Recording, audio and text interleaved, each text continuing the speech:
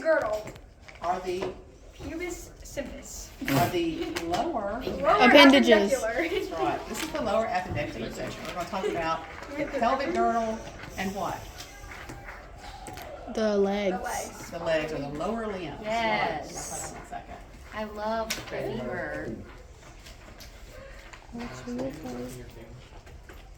So the These pelvic here still girdle broken.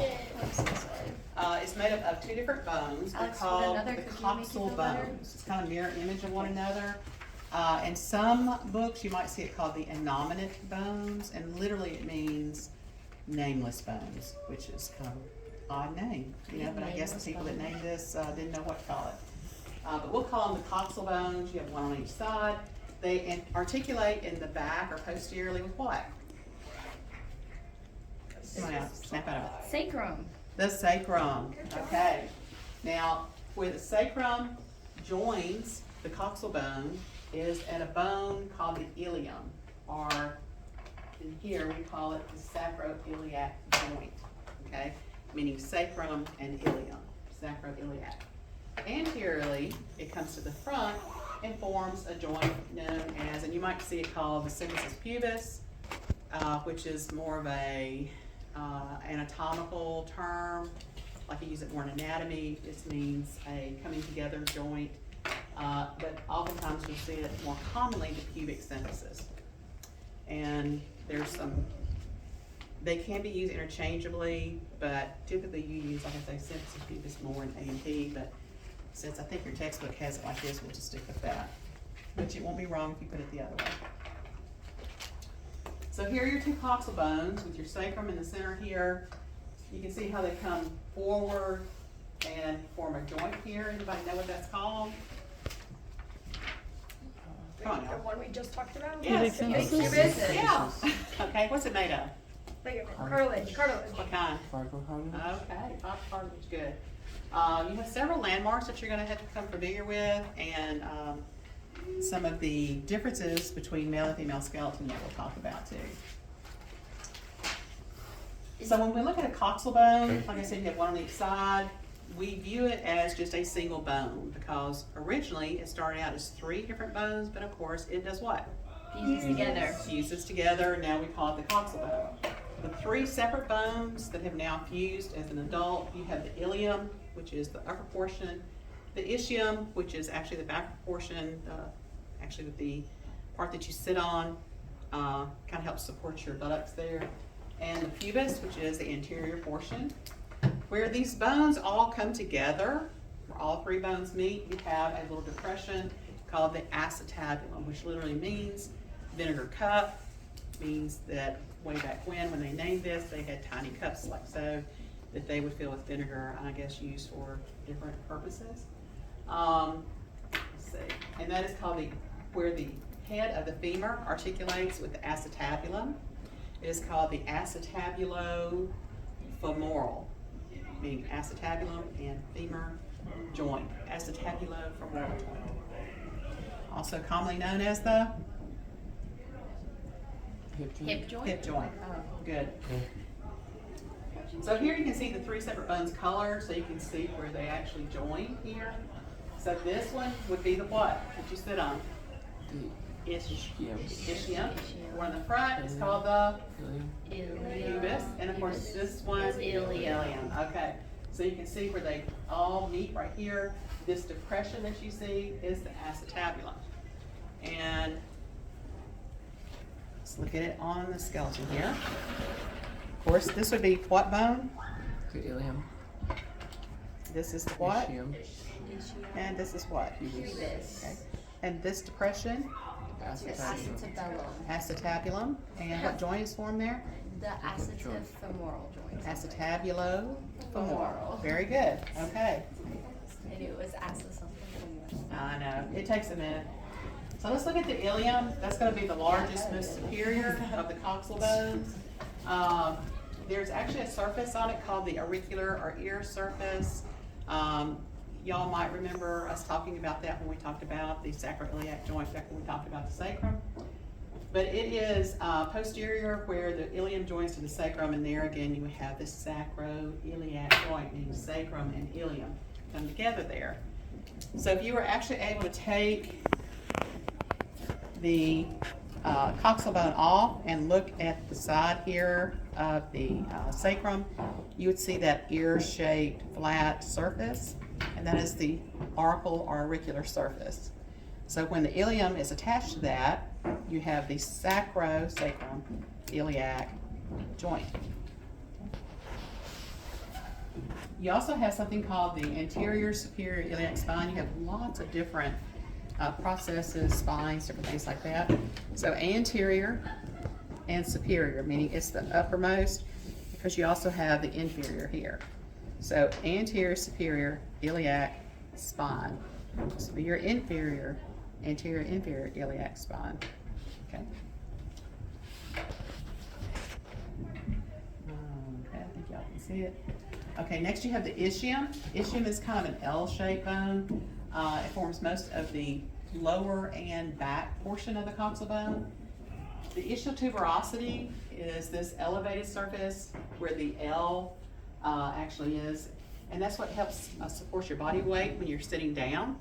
So if you look from, goodness gracious, the side here, you can kind of see how it makes an L shape, goes anteriorly and superiorly like that.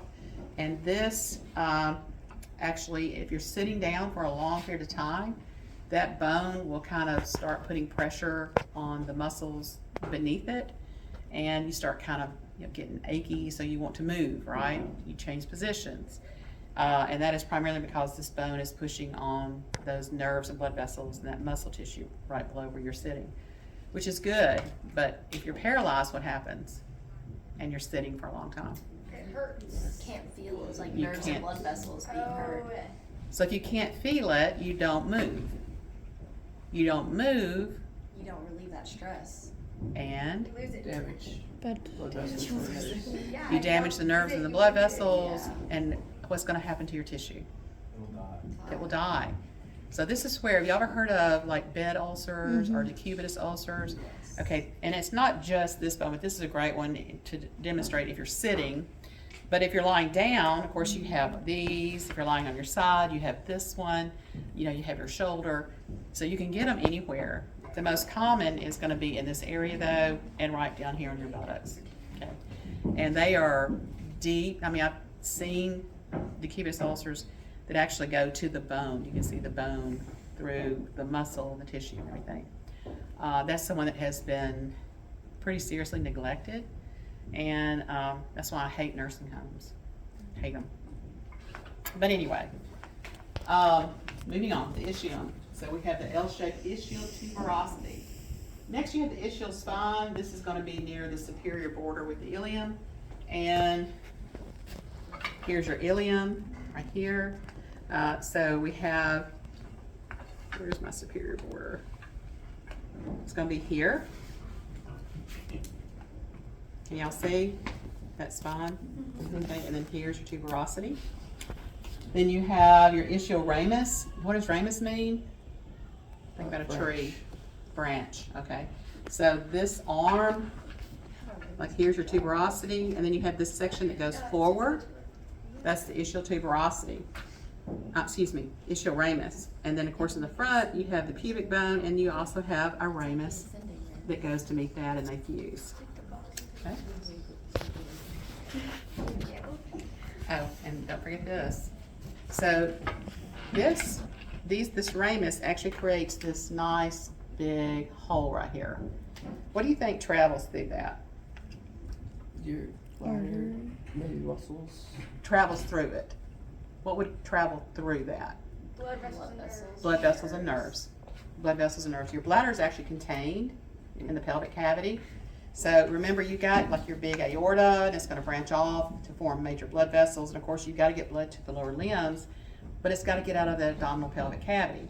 So in life, you actually have this dense connective tissue sheet, but you also have blood vessels running through that. Okay. Now, the downside is once you have a tough, dense connective sheet that has a hole in it, you kind of have a weakness there. We'll talk about what can happen with that later. So the obturator foramen, very, very large foramen or opening in the pelvic bone. Goodness gracious. All right. So what bone is this? Ilium. This one? Ischium. This one? Pubis. What is this? Ramus. Ramus. Pubis ramus. Obturator foramen. Acetabulum. Acetabulum. Okay, so if we go to the other side, where this would, the sacrum would be, what is this? Your spine. No, Or the crest. Ridge. Surface. Your surface. auricular surface. The auricular surface, what articulates there? The ilium Ilium and and sacrum. sacrum. And what joint is formed? Sacroiliac. Okay, good, good. All right, what is this? Anterior. Iliac iliac spine. What is this one? Inferior. Inferior. Inferior iliac spine. Anterior, inferior, uh-huh. What is this? Ischial spine. Okay. And this is the what? Ischial tuberosity. Okay, I think that's got most everything.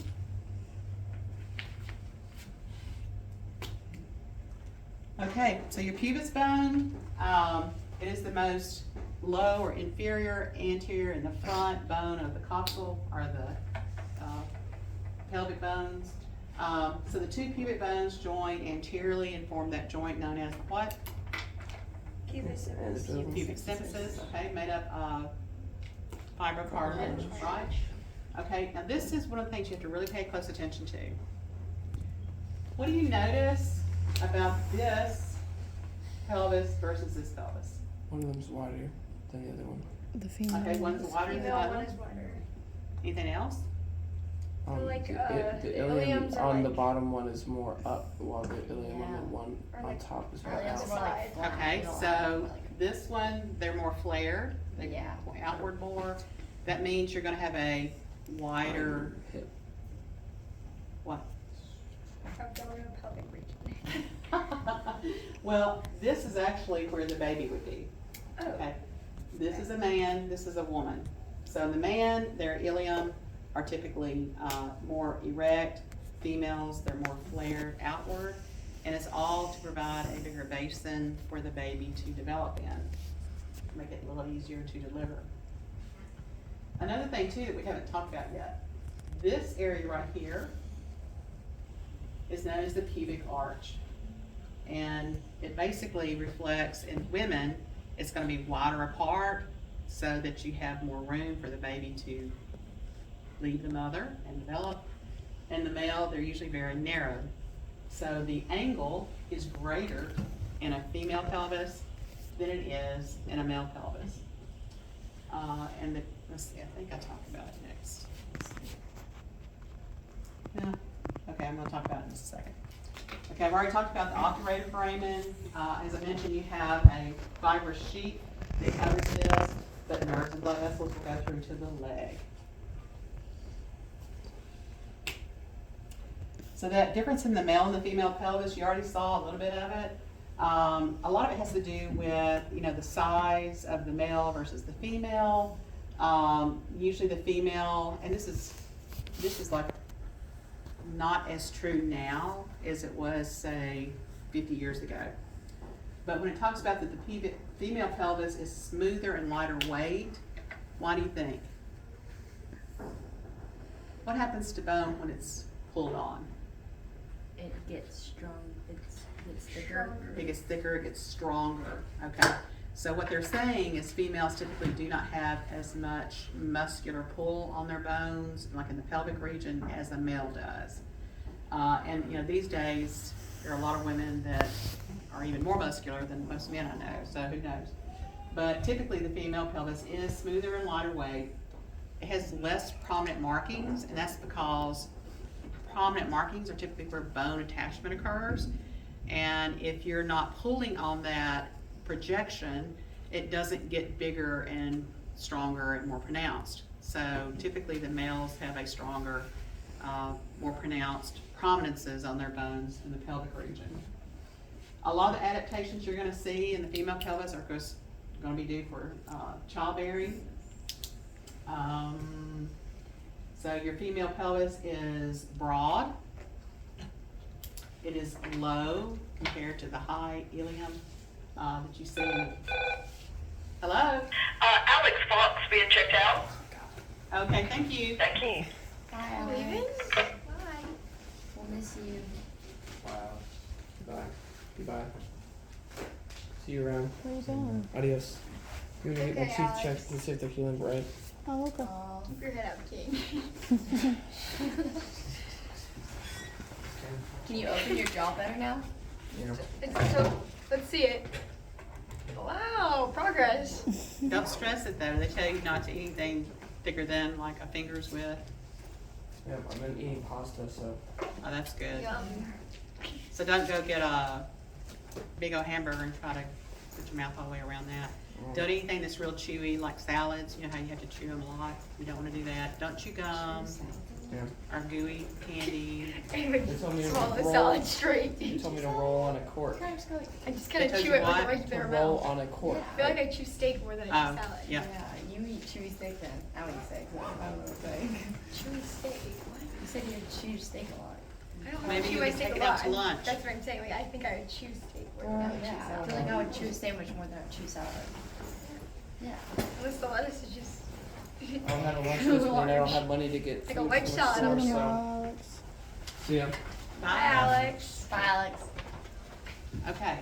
So if I were asking you some Kids cannot differences touch a between the break. male and female pelvis, Shut remember? the door. Broad, low, the inlet and the outlet, which the inlet is here and the outlet is here, is much larger in the female, of course, childbearing.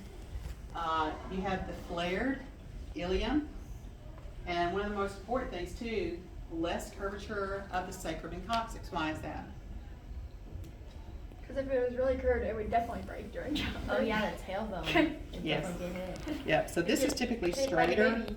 in the female, so that when the baby's coming You out, you wouldn't know, want that curve. yeah, you really don't want that curve there. It'd like 'cause that- puncture their head. Yes, that would definitely hinder the outlet, baby coming out, and more than likely break off a lot easier, because they still can break, you know. And then the last thing, a greater pubic arch angle, okay? That was where you see the two pubic bones when they come together anteriorly. And you can see right here, this, can y'all see what I'm talking about? Right here. That is gonna be more narrow in the male and much broader, wider, Is that greater. why I think our skeleton's a boy. generally What is our more skeleton? flexible It's a than boy. It's a men? boy? Yeah. Yes, I got it. It's I definitely a mean, boy. You see how It's just high like it. the ilium Yeah. are? And you Not see it's not flared. real flared, not low. And it's arched. You see how curved? Mm-hmm. Yeah, pubic arch is probably less than 90 Is this degrees. why women are typically more flexible than men? 'Cause they're- More flexible? Yeah, usually. I mean, there's some guys that are very flexible, but Yeah, well, I think a I lot feel of like that. it's because females just play a lot of sports though that require flexibility and stuff. Yeah, I Guys think, don't do yeah, that. because you know, usually You'll see you a don't lot see of a lot of guys in guys. gymnastics, but That's- you see a lot of girls in gymnastics. Exactly, Mm. yeah. I've seen some Cheerleading. flexible But their hips probably help that. It's probably easy for them to get their splits than a guy. Exactly, you got it. it Okay. could be like your leg can't go past a certain point because of your penis. Oh, I've seen guys do splits before. Oh no, yeah, there's some flexible guys out there. Yeah. I All right, think so it's y'all got harder for them. this? You understand this? Just Makes harder. sense? Just All harder. for childbearing, all right?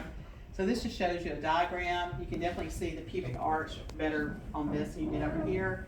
Pubic arch less than 90 degrees, male greater than 90 degrees in the female. And you can see how much lower the ilium are. You can see how much more broad, what they call the false pelvis is, where the baby would gestate. The inlet, and then if you saw it from the back, the outlet, of course, is much bigger. And I think there was something else I was going to tell you. Shedding. Did I miss something? Seems like there was something else. Okay, This. so tell me what's what? The right is female, the left is male. Why? The right The left is is more, The things are more right erect. one is So the ilium Iliums are, are flared. okay, so these are flared. The opening's and- also Cubic larger. arch is Lower. more than 90 degrees, definitely. Yeah. Okay. And it's your also like a coccyx is not very larger. curved, it's pretty straight. Okay, and then that's really. The inlet your and the whole outlet are suit. huge. Yes, which is really good. Yeah. And if you happen to have broad hips and you hate them, ladies, you won't during childbirth. The broader your hips are, the easier it is for you. The more narrow hips, you might actually have to have a C-section because your hips are too narrow sometimes for the baby to come out very easily. So, and there's nothing wrong with that. I had two, so nothing wrong with that. Okay, so there's during pregnancy, especially towards the late stages of pregnancy, your body produces and releases a hormone called relaxin. What does that sound like? Relax. It relaxes, yeah. It's a good name. Now, the funny thing is, it affects the joints of the pelvic region. The pubic symphysis, the ligaments that hold the sacrum to the ilium, your pelvic bones, even the coccyx, it has the ligaments that hold that. So all of those become relaxed. And if you've ever been around a woman that is in late stage pregnancy, like about to deliver a few weeks away, she might stand up, she might say, I feel like everything's falling out when I stand up. Why do you think? So bad. Because they're so loose. Because it's so loose, exactly. But the thing is, God has again designed something to make it a little easier on ladies when they try to have birth, because without that you would have very stiff, very inflexible bones, and it would make it a lot harder. So this is one way in which God has favored us to let this happen. Also, relaxin widens the cervix. Now, something that you might have heard of is, you are so many millimeters dilated. Y'all heard that or Yeah. effaced? So Gotta be widening of 10 the to give cervix. birth. Okay, so now when you're 10 centimeters, you are as wide as it will get in the cervix. So 10 centimeters is how many inches? Like there's 2.54. Like almost Four. 4 inches. What's that? 4 inches, that's like nothing. Exactly. That's why if you've ever seen childbirth on TV and they're screaming, Yeah. it has a lot to do with it. Yeah. That just But it's makes funny me because very you just fun. kind of forget about how bad it was, and then usually time, we'll try it again. Let's have another. Yeah. So that's why in the South, a lot of ladies like to have what we call an epidural. Epidural. Yes. Yeah. Why in the Epidural. South? What does it do exactly? Does Because it, in the South, we're delicate flowers, and up north, they're just tough wait, what Yankees. does an epidural do exactly? An I know it's a epidural- giant. I know it's a giant needle. They It's like take a giant needle, and you want someone that really knows what they're doing. They feel the different spinous processes and try to figure out exactly where they are, so they can go in. They do it in your spine. Our spinous process. Yes, they do it from the back. Yep. And Good, they I actually can't want to see go it. in. can't see Do the you remember human what is this needle. little opening right here? Yeah. Transverse Love. process. No, Or, I mean, the little for opening. Raymond. The intervertebral Intervertebral frame. frame. Okay. Oh, So they want to be able to find the frame and not go in it. Well, actually, you puncture the membrane right there, but you don't go any further because you would wind up puncturing the what? Spinal cord. Right. That would not be good. Bro, Which what if- there are actually sometimes people can be paralyzed or Because they got partially an Oh paralyzed. epidural. my God, Yeah. I swear. But God, please don't What be a nurse. by getting someone that knows what they're doing, as they puncture that membrane, you can actually feel it. And the whole time they're aspirating or pulling back on the plunger, and as soon as they start pulling out some spinal fluid, they know they're where they should be. Don't go any further. Then they inject a little catheter in here, and it will be tied to a machine that will deliver anesthesia. And from that point down, you should not feel anything. Or you Give me feel, that epidural. That's what I'm you feel pressure, but it doesn't hurt. I need Okay. to be put unconscious to get No, you don't want to be unconscious because then the baby also gets that medication. Yeah. Baby You doesn't know, get that. it's your baby.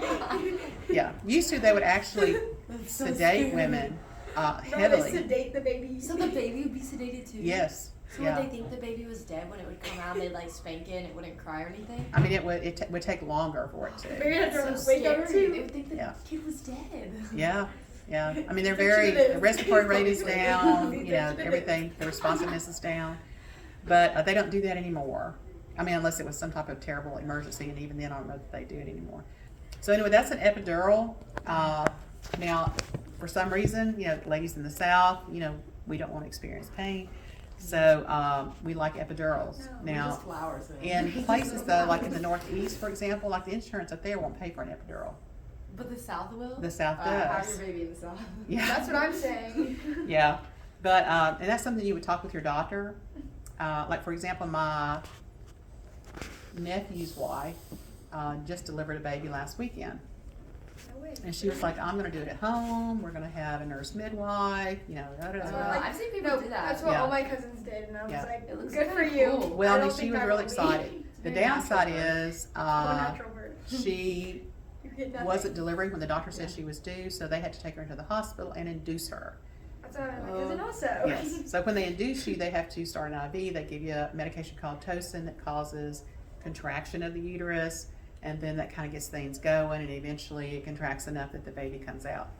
So, so she wound up having it in the hospital, induced, and that's, you know, that's great. And she did not have an epidural, but she has nice wide hips, so I think that made it easy. Plus the baby was only a little over 6 pounds, which is a little below.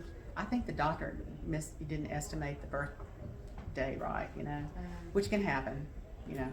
But anyway, Basically having a yeah. small baby. So something to think about. You always want to be sure and talk to your husband about it, talk to your doctor about it, you know, kind of get it figured out. I know 6 pounds, every single Uh, message is less than that. Okay. Like the You're baby's the baby. fat one. Yeah. So to ease childbirth. Okay, so right below that we have the femur. What is the joint there? Probably something femoral. It's your Probably like pelvic femoral joints. Bone. Acetabulo Acetabulo-femoral. femoral. Very good. I Okay. need that one. So coming from there, we're going to start at the top and go down. Of course, the femur is the largest, heaviest bone of your body. And why do you think that is? Because you're what?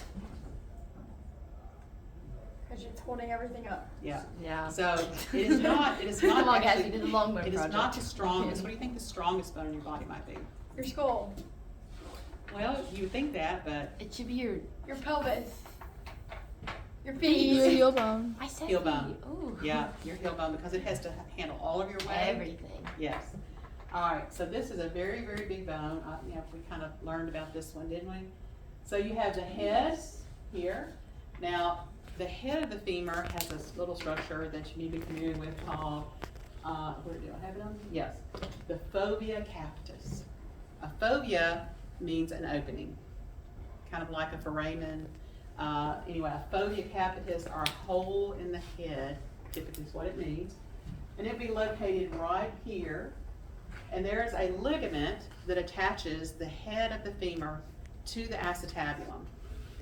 Because without that attachment, you know, your bone would be kind of freely moving and only held together by tendons and ligaments. So this is an additional ligament that kind of helps stabilize that joint and stabilize the femur in the acetabulum. Kind of maintains, as they say, hip integrity. All right. We have 2 minutes. It's about time. Okay. Why don't we just stop there? This is so sad. This actually